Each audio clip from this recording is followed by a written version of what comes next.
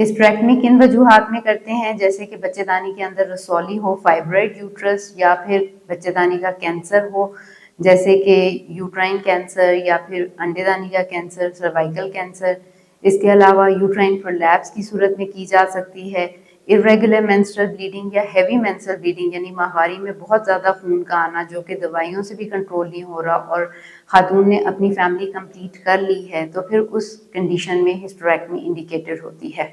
अस्सलाम वालेकुम, मेरा नाम है डॉक्टर मजीहा रशीद। आज मैं आपसे हिस्टेरेक्टमी यानी बच्चेदानी निकालने के ऑपरेशन के बारे में बातचीत करूंगी। हिस्टेरेक्टमी के 3 इकसाम होते हैं। एब्डोमिनल हिस्टेरेक्टमी जिसमें पेट पे कट लगाकर 8 से 10 सेंटीमीटर का कट लगाकर बच्चेदानी को निकाला जाता है। विजाइनल हिस्टेरेक्टमी जिसमें अगर यूट्रस का प्रोलैप्स यानी रहम अपनी जगह से गिर गया है तो विजाइना के थ्रू उसको निकाला जा सकता है।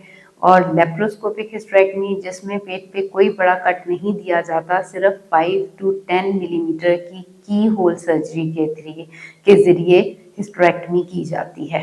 लेप्रोस्कोपिक हिस्टेरेक्टमी एक मौसर और जदीद तरीका इलाज है। इसमें मरीज़ा के नाफ के ज़रिए 5 मिलीमीटर का कैमरा डाला जाता है और इसके अलावा 2 से 3 कट 5 मिलीमीटर के लगाए जाते हैं जिनसे औजार डालकर बच्चेदानी को निकाला जाता है। लेप्रोस्कोपिक हिस्टेरेक्टमी कराने के बाद मरीज़ा 12 से 24 घंटे में अस्पताल से डिस्चार्ज हो जाती है। 2 से 3 हफ्ते में अपनी मामूलात ज़िंदगी को नॉर्मल तरीके से सर अंजाम दे सकती है। इसमें कॉम्प्लिकेशन का रेट सिर्फ 1 to 2% है।